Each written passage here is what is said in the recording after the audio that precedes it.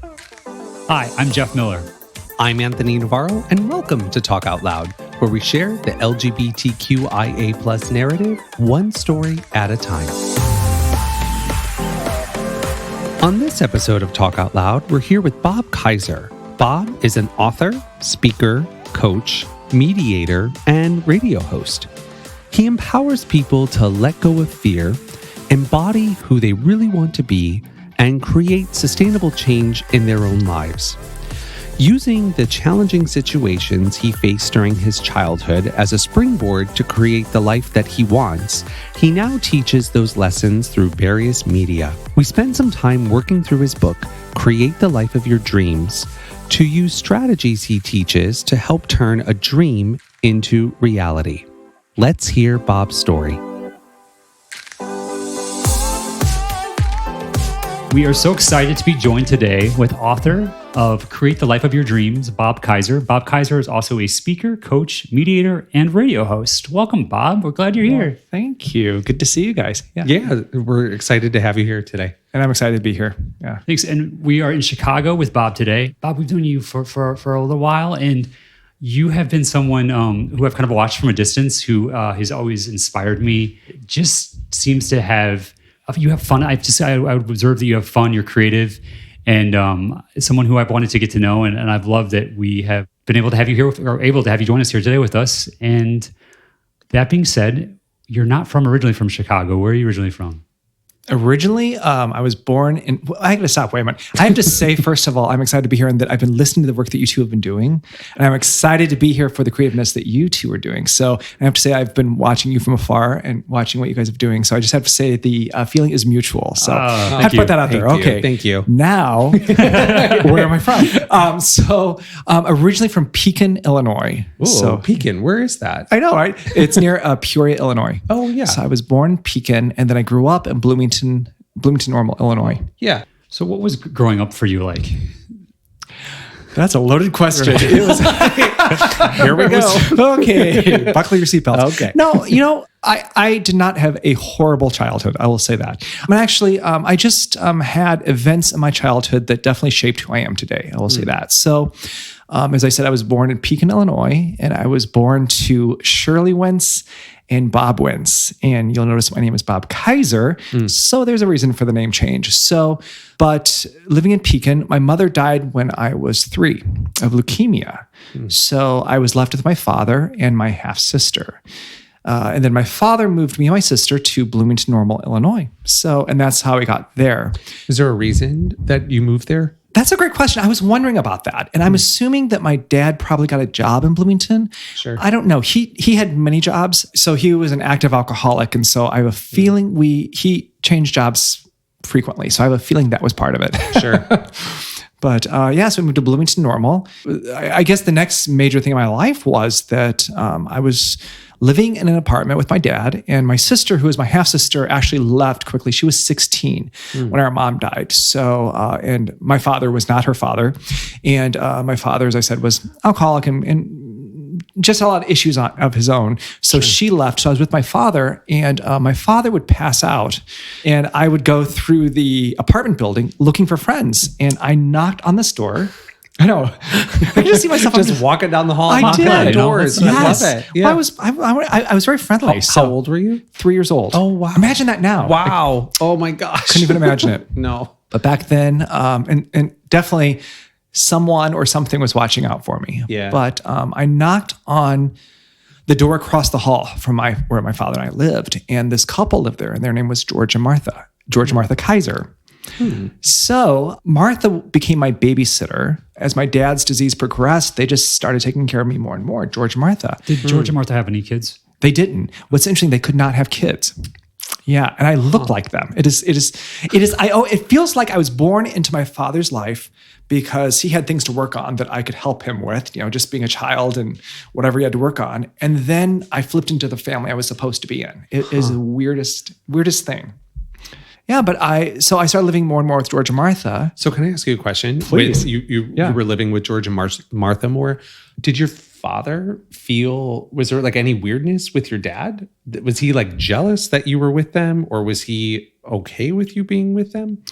he was human, so I'm pretty sure all of those emotions. And I also have a feeling that there was a lot of guilt and shame because of his disease. Yeah. And that my father, I truly believe that my father loved me. Yeah. I felt like he was my best friend when I was 3 and 4 and 5, and he just had a disease that, it just took him, Yeah.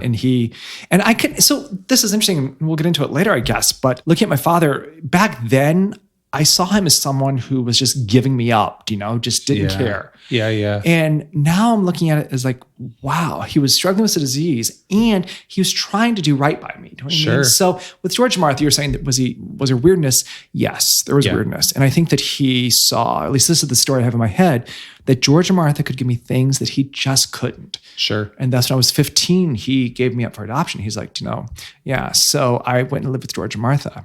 Sorry, just so I have an understanding. Yeah. This was over a time span. This relationship grew over the years. It didn't just happen. Right. Well, you knocked on the door at 3. Yeah. And then 15 is when they adopted me. Yeah. I mean, I can think of like people, when we lived in Grand Rapids, Michigan as a kid, and I remember there was this guy, like his name was Bob, actually, Mr. Bob or Mr. Bill. And we would go down to his house, and he was just a very nice, he had a wood shop, and my brother and I would go down. And my dad traveled a lot for business back in those days, and we would just go over and just hang out. And I think that you talk also in your book about the importance of community as well, too. Yes. Which we'll go into more as well. But, and also it was a different time. I also, as I said, I feel like something was watching out for me. Yeah. You also, just came to my mind, the synchronicity you do talk about. I've been listening to your show, and the serendipity and synchronicity. And can we talk about that just for a second? Let's do it. Here? Yeah. Give us some of your wisdom on this, if you don't mind. Oh, I think I'm still exploring it. So I will share with you where I'm at right now. Perfect. And then maybe you can share with me your wisdom. Better. Yeah, synchronicity versus serendipity. I'm thinking right now, today, that serendipity are those one-offs. Where something happens, you're like, oh, wow, that's really weird that lined up. Compared to synchronicity, I think, especially as a coach, I watch when people get their intentions in line with who they are, things just start happening. All of a sudden, they see that ad in the paper that they actually apply for, and then that leads them to X, Y, and Z, or they're talking to someone. All of a sudden, someone says, hey, have you thought about X? I'm like, oh, and I think synchronicity are those moments lined up, and it's like being in the flow of creativeness. And so I think synchronicity, that we kind of create synchronicity versus serendipity.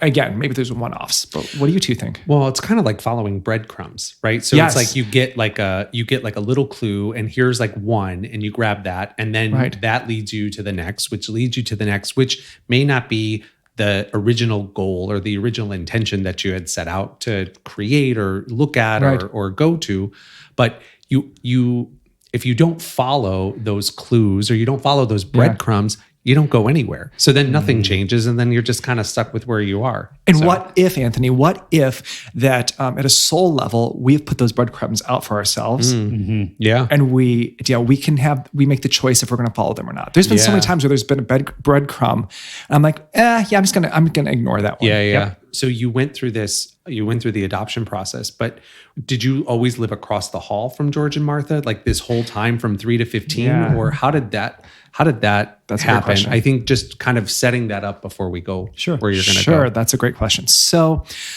when I was 5 or 6, George and Martha moved out of the apartment building and bought a house.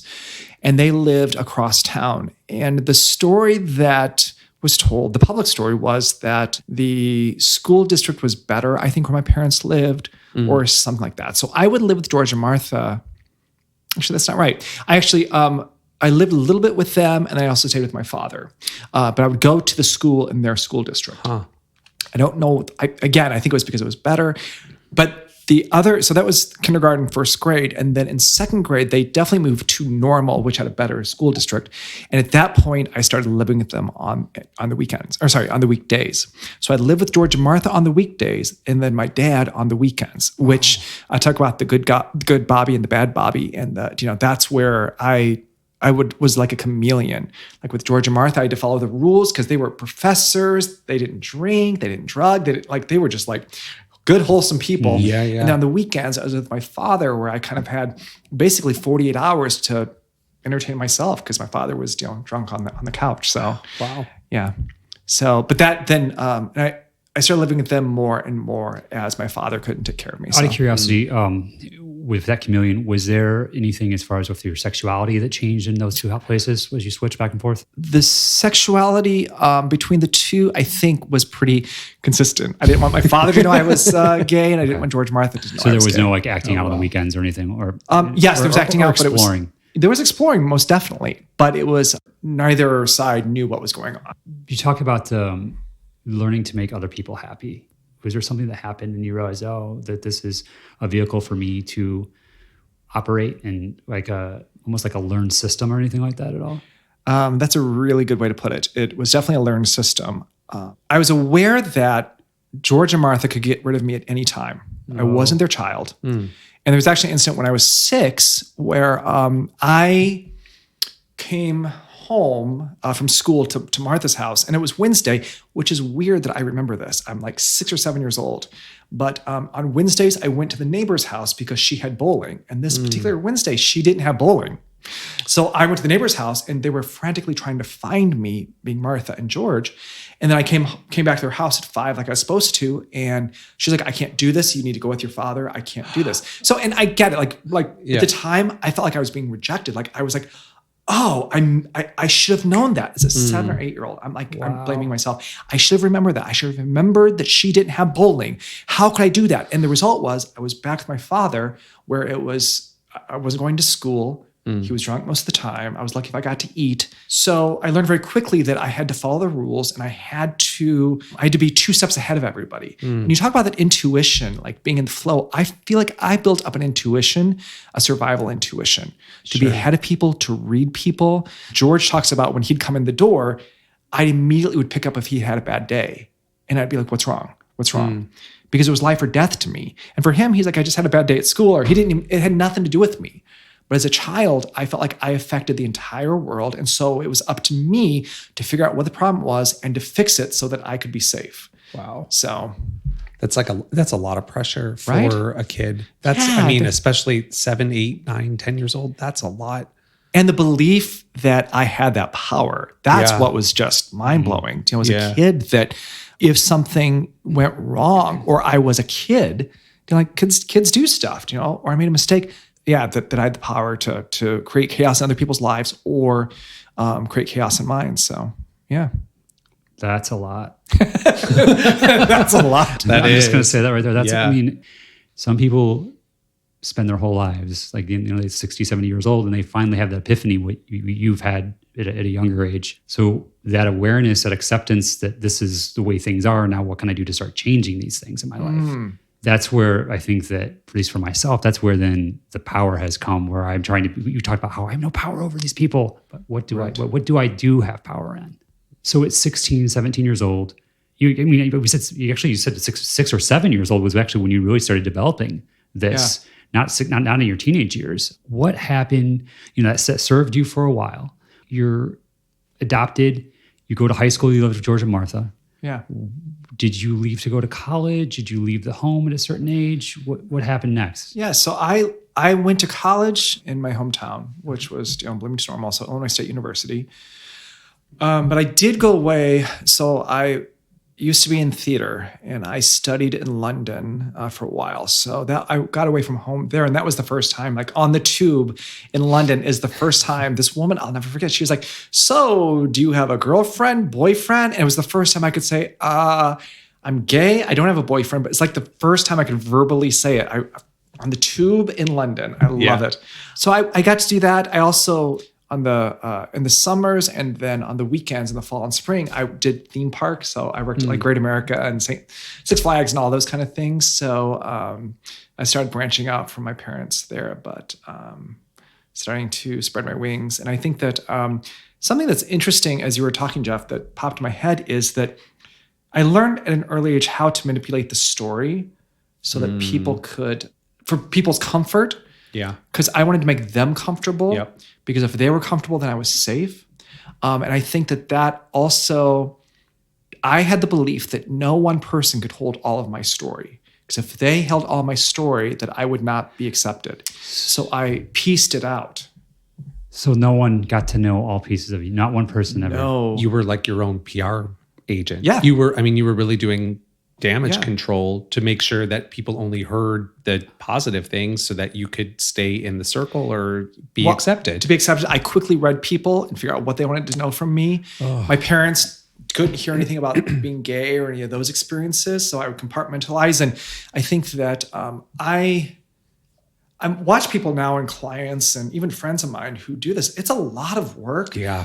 And it comes from a place of being petrified of being rejected, and more than petrified, I had been rejected. Sure. I just didn't know the full story. Like going back to Martha, like after talking with my mother, as an adult now, she's like, what you don't understand is you were not my child. Yeah. Like if anything happened to you, the responsibility I had versus if I'd been your mother. And I was like, oh, wow. Yeah. That's where the forgiveness part, comes in. We were talking about before is that like learning more of the story, like black and white, there's always a right, wrong, but there's always, I loved Paul Harvey, the rest of the story, or the more of the story. That's been my life is the more I get more of the story that, yes, people have reactions about things and I'm still okay. Yeah. So just for a pause there, Paul Harvey was an amazing radio personality, and he specifically, I could be wrong on this, but I feel like once a week on national syndicated radio, he would have this story, and you didn't know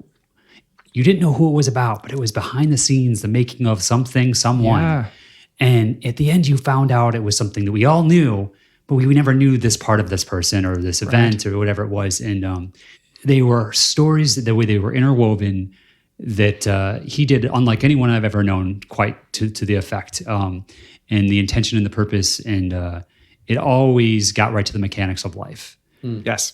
That is something that I wish somebody was doing today, actually. Right. It's the same thing. I'm like, I miss it. Well, you know what they say, when you don't see what you want in the world, do it yourself. Yeah, that's true. One more thing in your copious free time, Jeff. Yeah, listen. Put the pen down, Jeff. Your book talks about how to make room for those things, and we'll get to that in a little bit. Yeah, sounds good. So, Bob, you talked about being the theme parks, acting, and I just, what I thought about was you're playing characters. Do you still play characters today? That's a great question. So going back a little bit, when I was younger, wanted to be anybody but me.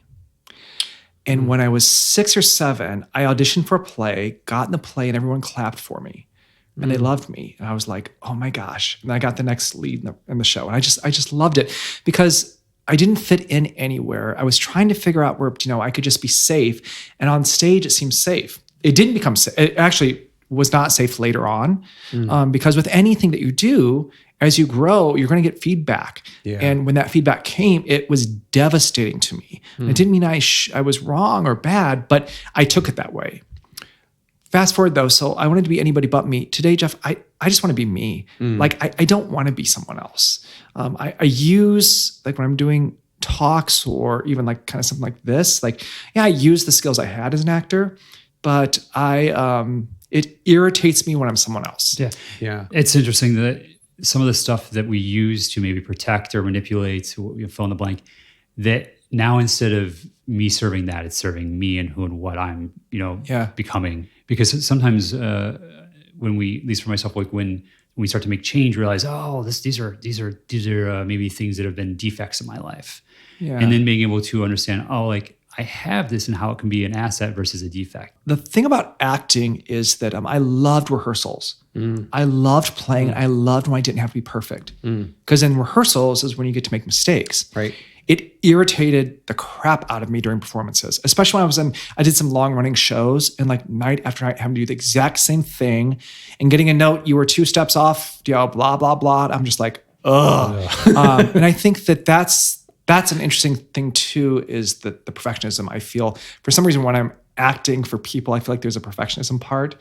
I need to be whatever, which is not true. It's just in my head. So that's irritating to me. That's it. It sounds like acting was one of those breadcrumbs. So when you were younger, it put you on stage where you maybe were able to feel love from the audience appreciation and, fitting in. And then as you got older, it sort of sounds like it was a breadcrumb to give you those skill sets that you use now as a coach and as a radio host and all the other, wonderful things that you do. So it's interesting to see how, like, because I'm sure that at one point you thought that this was going to be your, theater was going to be your career. It was my career until I'm an addict myself, and I literally hit bottom like you wouldn't believe and ruined that career. And back then I was like, oh, what have I done? And now, like all these years later, I'm like, oh wow, I was always irritated acting. But the breadcrumb, which I love that you brought that up, Anthony, is that also when I was acting, I was diving into what made these people tick. I couldn't do it for myself because it was too scary to go there for myself, but I could do it for that. And when I was directing, people would say, well, I learned a lot about the show, but I learned so much from you and living life. And that's the other piece about when I'm coaching. Like, I feel like people are characters and they're trying to figure out their subtext, trying to figure out their intentions, trying to figure out what is their main goal and what are their tactics to get there. And as an actor, that's what you're doing for a character too. So they're just kind of looking at themselves. Getting to know yourself versus getting to know the role. Yeah. The thing I was thinking about right now was encouragement. Whether it's recovery, whether it's a life change, business change, jumping off that cliff. We're all jumping off the cliffs every day. Sometimes small, sometimes big, and sometimes one that we never thought we would ever even dare look at. I think that anyone who's listening to, it wouldn't be fair to.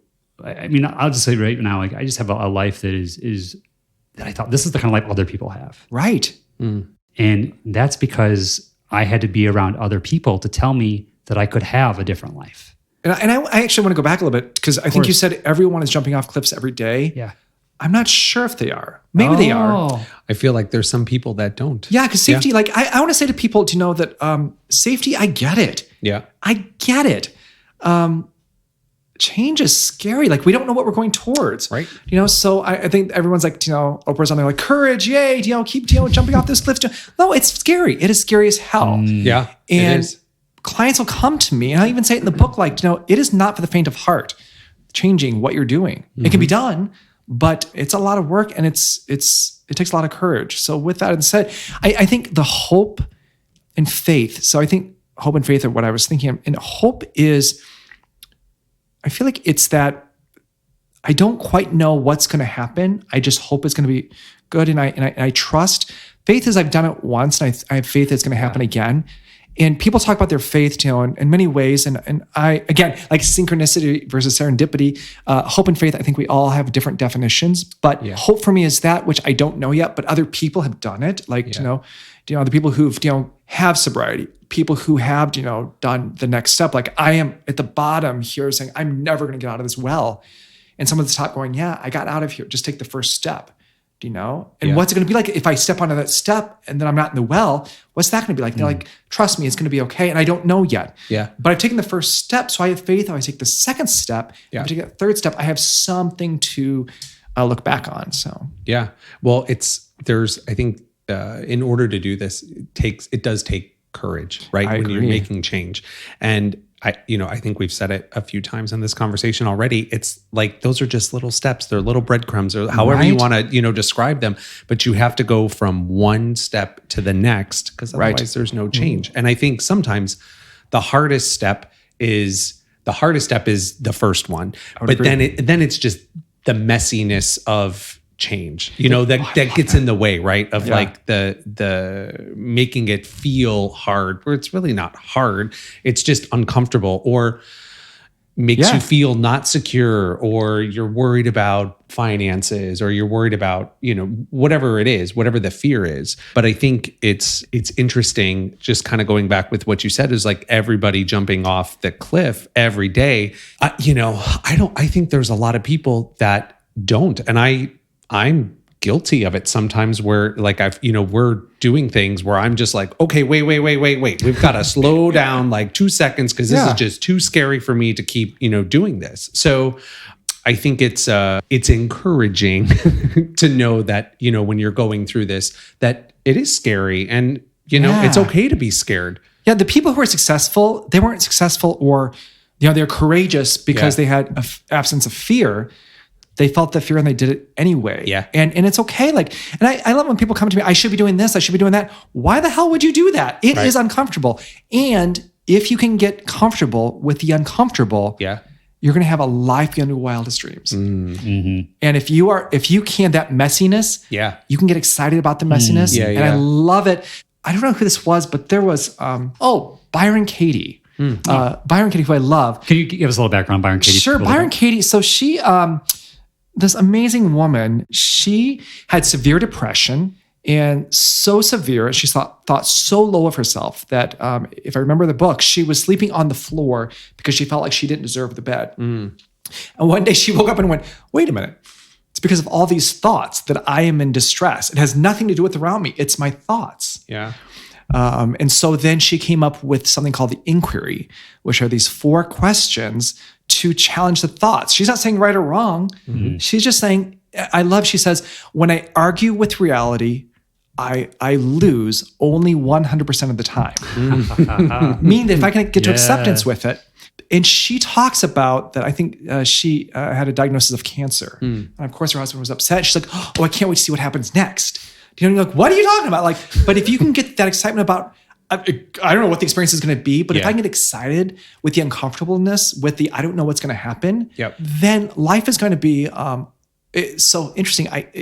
It may not be, it's not going to be good or bad, but it's going to be different. And you're going to have an experience. Do you know when I go to the theme park? Sometimes experiences are like, I never want to go on that roller coaster again. And some of them are like, let's do that again. Yeah. That's all. I love that you said roller coaster. I was cleaning out some boxes and I found this picture of my father that I had not seen in years from Kings Island in Ohio, which is theme park, right? Yes. Have you ever been there? Oh yes. Yeah. Right. So who hasn't? So there's this picture, and I found, how they take that snapshot picture of you when you're on the ride. They just sell that picture to take on with you, for a ridiculous amount of money.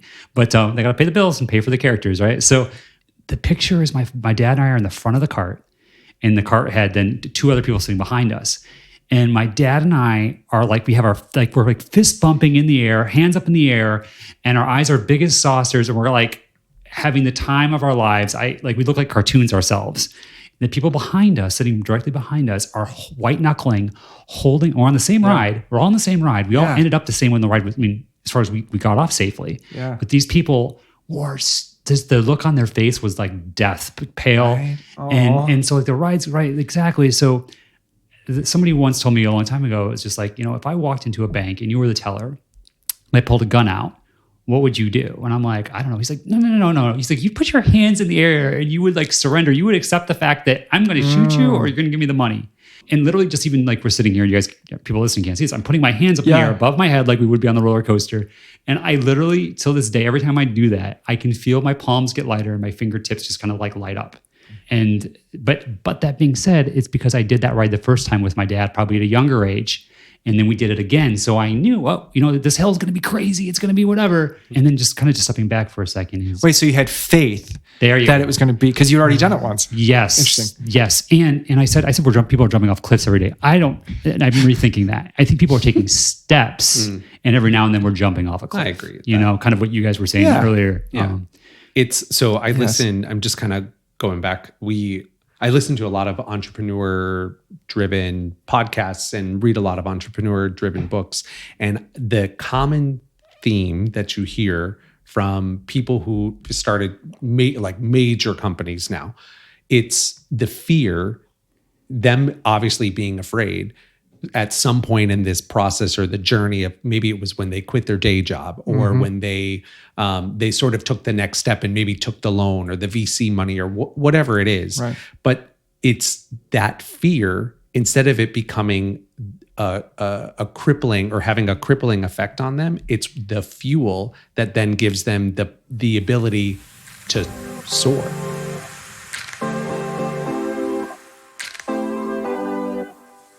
In your book, Bob, you talk about committing to change. What does that mean? It's a great question. So committing to the process of change. And what that means is good, bad, or indifferent, whatever that journey is, that you're going to keep the intention of the open-mindedness and the willingness to move to that next level, whatever that may mean, compared to I think the closed-minded, people come to me sometimes and they want, X in their life. And they are the destination driven versus the journey. And I think committing to change is a journey. It's like, so we usually hear the PR about when people get to their destination. These overnight successes. I have a friend of mine who's very successful and he worked 9 or 10 years to be that overnight sensation. So committing to change is committing to the highs and lows that you're going to stay in the process. So to me, that's what committing to change is. Then whatever happens, it doesn't matter because you're still moving forward. Right. And that if people can, I think that judgment of oneself is probably the worst detriment to anybody. Like I think of things as, I love the idea of the GPS of life. So if I'm going to California, the GPS says, great, take a right, on Ashland, you take a left here, and then you go, you know what? And then let's say I take a left instead of a right. The GPS doesn't go, you stupid, why'd you do that? No, the GPS just goes, okay, recalculating. And a lot of times with my, when I'm working with someone and something happens and say they're like, oh, I did something stupid today. Oh, no, let's recalculate. And maybe that quote unquote stupid thing actually was the perfect thing, the perfect detour. So I kind of go back to that. And that's something I had to really use in my own life because I was really hard on myself. So, we're changing, but then how do we know what we really want? Right? That's the $1 million question. What is it that we really, really want?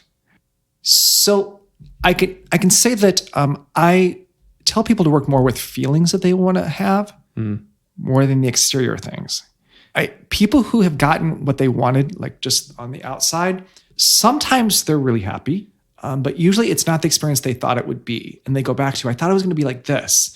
So I suggest let's start with that first and let that be the driving force. So is that the question you asked me? Well, no, definitely. And what I'm hearing from you is that discovery process. Yes, that's where it's at, or at least it's part of that. We talked about someone just getting from being very successful. No, there was that the development, the creation part of it. Right. And what is it that you really want? Like working with clients, first of all, it's getting through the guards that we have up that immediately shoot down those wild ideas. When I'm working with someone, and we'll go through probably 3 or 4 sessions, and they're like, maybe this, maybe that. Like the 5th or 6th session, they'll come in and say, Bob, I have this crazy idea. I'm always like, that's it. Yeah, it always is that one. That they have to kind of justify. Yeah, I know it's crazy. I know it's stupid, but and that's where I'm like, this is it. Bring it on. Yeah. And I think it's when we're in touch with those things that like acting I was very sandpaper. I felt sandpaper when I was acting. Coaching, I don't care if I coach another day of my life, to be honest. I just know when I'm in coaching someone that I feel like I'm present. I'm in the moment. Yeah. And there's not a lot of other things I do that I feel like I'm in the moment. And I feel like I don't have an attachment to it compared to other things I've done in my life. I have to do this. I have to get this because if I don't do this, I'm scared this is going to happen. And those are, I think, once built out of a need or a self-protective need or something like that. And I also talk about people about interest versus like positions versus interest, which is those concrete, like I want the cookie, no, you want the cookie. Right. Why is it that you want the cookie? And then that want or that need can be fulfilled a number of ways. And maybe there's a way that will actually help you or be better off. I think when you said that when you're coaching, you feel fully present and that it doesn't matter if you do it, you don't do it, whatever. I feel like, because I've been there and when I've done certain, when I've been in my professional career, and I feel that in those moments, it's like you're just kind of soaring and there's just, you're not really in control. It's just kind of like something else is just taking over and like letting you do your thing, and you're almost like a vehicle for something else that's happening. And I think it's just interesting. I feel like when that happens, it's like, that that's what you should be doing. And then I think when that stops happening, that's when maybe there's a time to shift. You talked about some tools in discovering what you really want. And one of them, Anthony, you have had great experience with, I feel like. Yeah. So one of those tools is a vision board. And I think it's interesting how you were talking about, how like you have to do all of this discovery work, right? To sort of get to what it is that you want to be doing. And I remember before I was even able to create my vision board, there was just so much journaling I had to do. I remember I would just go on walks and think. And then, when thoughts came to my head, I would write those things down to sort of discover what it is, this thing that I wanted to create. My vision board story was I saw it on Oprah. So, watching, I don't even remember who the guest was who was talking about it. But the whole concept was to put what it is that you want on a board so that you could visualize it, to see it, so that it could happen. This tool that you use, is this a tool you still suggest to your clients to help them? 110%.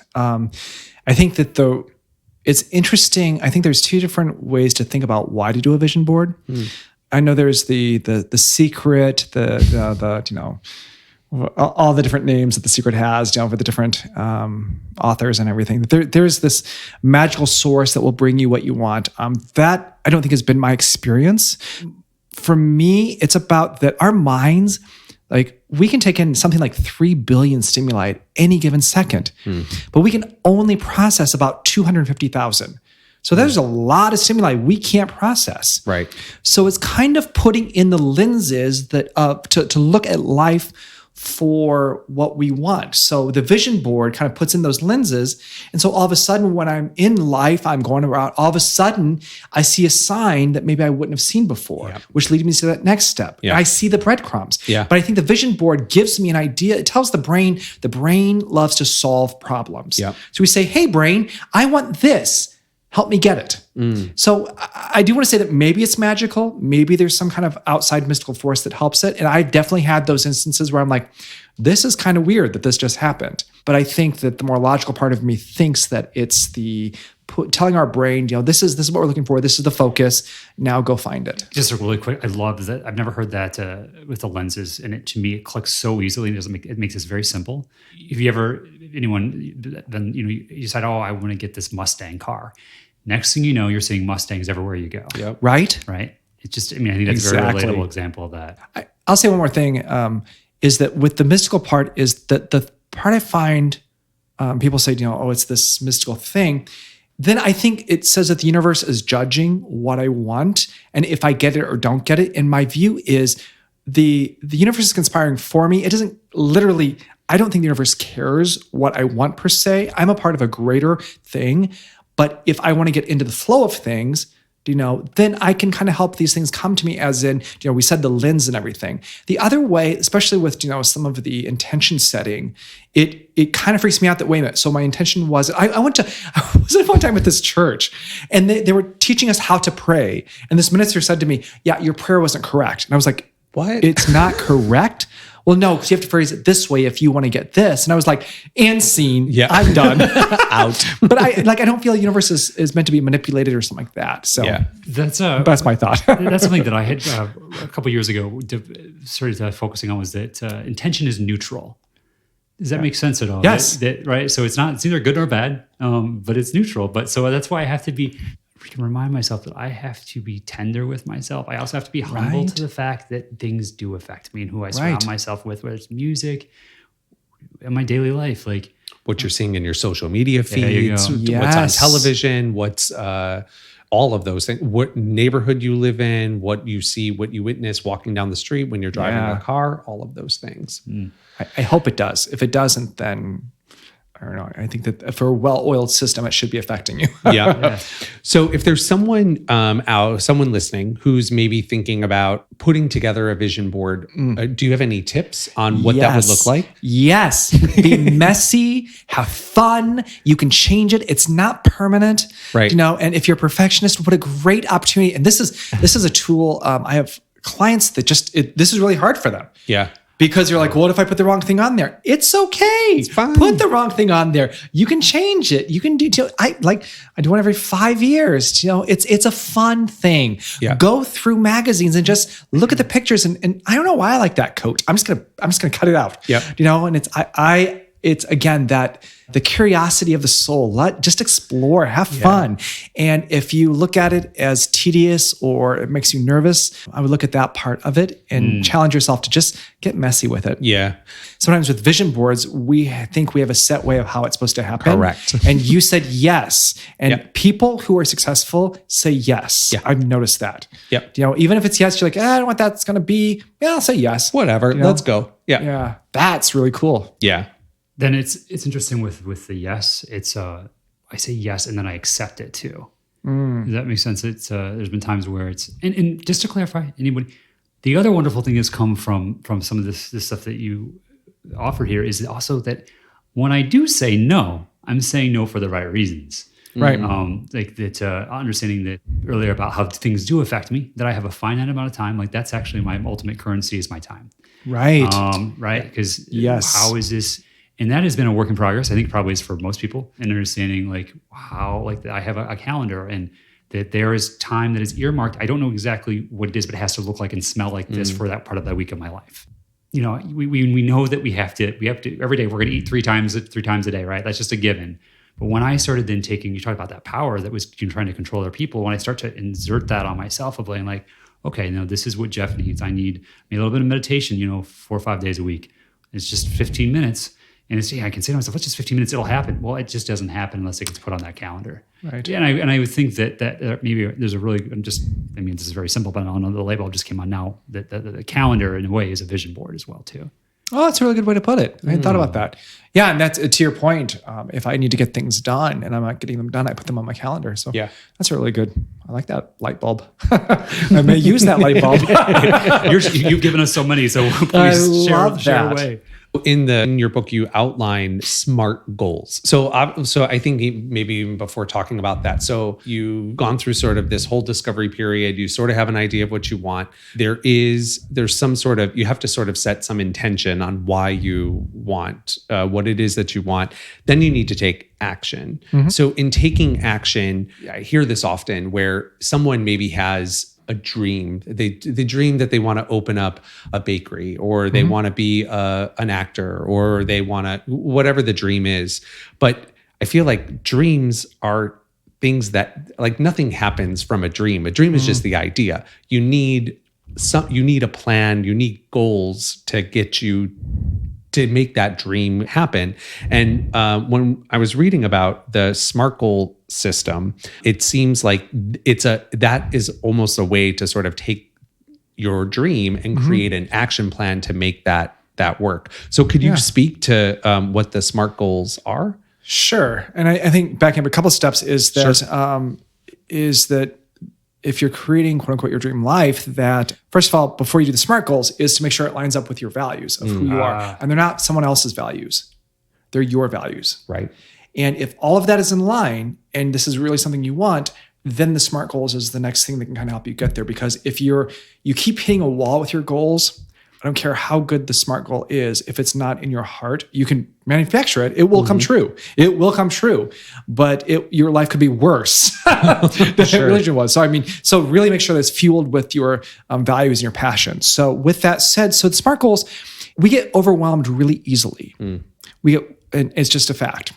And as I said, the brain likes to solve problems. So SMART goals is a way to give your brain a problem to solve. Basically, SMART goals come from the corporate world or from the business world. So it's not a new idea, and many people in the business world will have heard of it. It stands for a goal that is specific, measurable, achievable, realistic, and time-oriented. So with the specificity, I think that many times we think in grand terms, which is great, but the mind gets overwhelmed. Yep. And it doesn't know quite what are we going for, guys? So it's saying this is what I'm going for. I'm going for exactly this thing. Great. So now, is that measurable? So do you know when it will start and when it will be finished? If not, it's really hard for the brain to kind of to motivate itself to do that. So do you know when it starts, when it stops? Is it achievable? Is it even possible? I may know when to start it and how it stops, but I can't do it. I'm one human. Great. So it is achievable for one person. It is an achievable goal. Now, is it realistic for my life? My life, my schedule. So let's say I plan to do, invitations. I'm going to do 50 invitations for my friend's, wedding to help her with that. Great, but then I don't have the time to do it. Like I have all these other obligations, so I keep putting it off because I'm like 50, that's way too much. But I could help her with 10. So then I make the goal to be realistic for me, which is 10. And the last part is time-oriented. And this fascinates me, is that if you tell the mind it has to be done by 5 o'clock, you may do it at 4:55, but you'll have it done by 5 o'clock. It's kind of when in school, when you get these, deadlines, it's just like the mind likes to work with the deadline. Compared to if I don't have a due date, it's going to be sometime next week. It's just that at least me, it gives me anxiety, and it also it does not make for a good deadline. Me too. Good goal. So giving and a side note on that is like for meetings, if you want a meeting, let's say you have a meeting at a lot of people do it on the hour. I suggest doing it at 4:57 or 5:02. And people will be on time because at 5 o'clock, people know, oh, okay, it's around 5 o'clock. But if it's very specific, the more specificity, for some reason, the brain, it like makes a bookmark and the brain knows more or realizes more. Or I don't know what happens, but it's interesting phenomena. There's a meeting I go to, it's at 11:11, and you're exactly right. It's so funny. And God knows Anthony can speak to this. I'm not the best when it comes to time management. Jeff doesn't understand time. He doesn't get it. It's hard. Yeah, he doesn't get it. But I think you're right. I personally work better on a schedule. And if I know that, because I think, going back to, having daily goals, like there's things that have to get done every day. It's if if at a certain time frame, this has to be done in this block of time or it's on the calendar. I know for me, it just makes everything easier, and then also doesn't make the rest of the week or the later part of the day, it doesn't feel overwhelming. It feels like I can take on little by little throughout the day. And then it's like, then my goals become more achievable or easily achievable. So. All the big goals are small goals put together, period. Yeah. And the thing I would say, though, if people are not achieving their goals, that not to beat themselves up, but approach them with curiosity. Is it you're overwhelmed? Is it it's not fitting in with your values? So there's so many reasons. And I love people coming to me saying they're lazy. I've never met a lazy person. We do exactly what we want to do. Right. We always do. So there's always, if you're not doing something, there is a reason why you're not doing it. And maybe it's overwhelmed. Maybe who knows what it is. Sure. But anyway, with coaching, anyone and everyone could benefit from a coach in their life to ask these questions. And I can tell you really enjoy. You're so good at what you do, and I can. Thank you. It's really fun talking to you about these wonderful tools that you. I use the word tool, kind of the placeholder I use for. I'm sure there's a much better words than that. Gifts, maybe that would be a better word. So when we get in action, the natural course of things, if we're out living our lives and living productive lives, we are going to bump into obstacles and things. So you use a word in the book that Anthony and I love, and it's called gremlins. Yes. And I think that it's wonderful to be able to call out when I know it, to be like, it's a gremlin, like to actually almost laugh, or I'm laughing right now. It's but it's true. So, but these gremlins, it's not a gizmo. It's not a gremlin, right? Yeah. Do not feed it after midnight. No. And also sometimes I also use the word like mantras too. Can you talk to me and Anthony and everyone else here about gremlins and what you found in your work? Yeah, sure. So gremlins are those voices inside of us that they mimic our own voice, and they're I statements, and they are born to keep us safe. So, and they're usually born out of situations in which we are surprised by something, or we're unsafe, and basically the gremlin's job, sole purpose, is for us not to do that again. So let's say that I get up on stage and I go to sing and my voice cracks and everyone starts laughing at me. George the gremlin is born and says, okay, my job is you are never going to feel that embarrassment again. So George says, when I start to maybe get up on stage again, like someone says, it's not that bad, Bobby, go and get up there. George goes, nope, Bobby, you know what? You can't sing. And actually it says, I can't sing. So it sounds like my voice. I can't sing. I can't do it. And what's these gremlins keep us from doing these things that help us grow because they keep the memories of what our past experiences were, or they hold their manifestation of our fears. So maybe something didn't even happen, but we're afraid it's going to happen, so they're born to keep us safe. The issue with them is that the two things is that their voices become our voices. So we think that it's actually us, and it's not us. It's just a part of us that is trying to keep us safe. And the other thing is that most people attack them as in they are the enemy. Like the gremlin is the enemy. And the gremlins they're probably the people that are most on our side. They just want us to be safe. They just don't want us to hurt. They just don't want us to go through uncomfortable experiences. I get that. They're also very one-sided and single-visioned. So my job is to find out, first of all, what the gremlin wants. I never want you to go on stage again and sing. So I have a very specific example of this. So I used to be a singer, sang professionally. Like that's what I was paid to do. And this voice in my head always said I was flat. I had a very renowned opera singer who was my teacher. And I'd be like, I'm flat. And she's like, Bob, I know flat. You are not flat. You are on pitch. To the point of I would hear myself flat. Like I would have to record I'll get to that in a second. So backing up, I remember I was doing those plays I talked about, and I thought, everything's going great. Everyone loves me. And Winston Gieske, who he actually is, I'm not sure if you heard, he writes for one of the, he wrote for Out Magazine, and he does all this stuff. Anyway, cool guy. I really looked up to him. But anyway, Winston Gieske, we were in a play together, and he's like, you are so flat.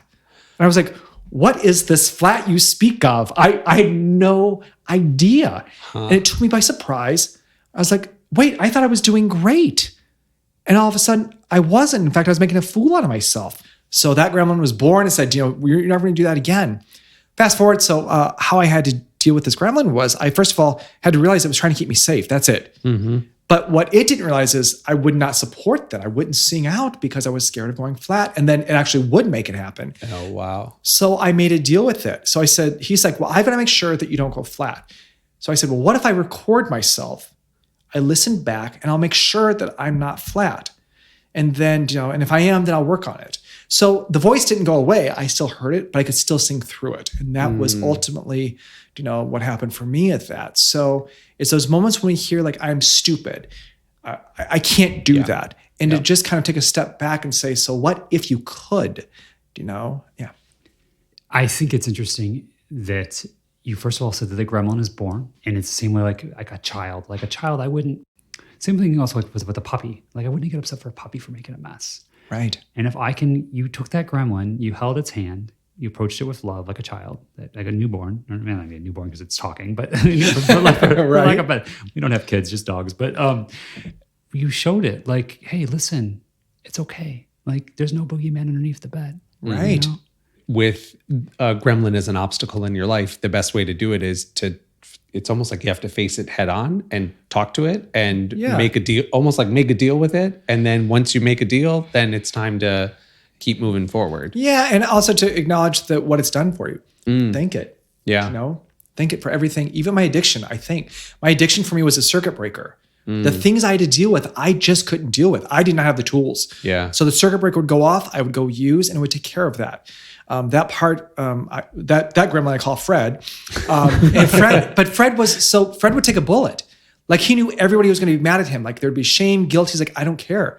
You can't deal with this. You're going out. So it took me a long time to kind of make friends with Fred and to realize that he had my back. And now, like if I have a using thought, I'm like, oh wait a minute, maybe I'm being overwhelmed here. Maybe I need to take a step back. So those gremlins are still there they still have their jobs. Yeah. So, and sometimes you can reassign their jobs too if they're really good at it's Fred. He monitors how anxious I'm getting, how upset, and he'll let me know, hey, buddy, you're getting a little overwhelmed here. So yeah, it's interesting. So I like in the book you talk about other obstacles: fear, self-sabotage, procrastination. These other things. And as soon as you just said you sort of reassign that job, I feel like almost any of those fears, you can take that fear and not twist it, but reassign it or renegotiate its purpose in order to fuel you to that wherever it is that you're going or what you're trying to get through. A lot of the fears, if you just acknowledge them, they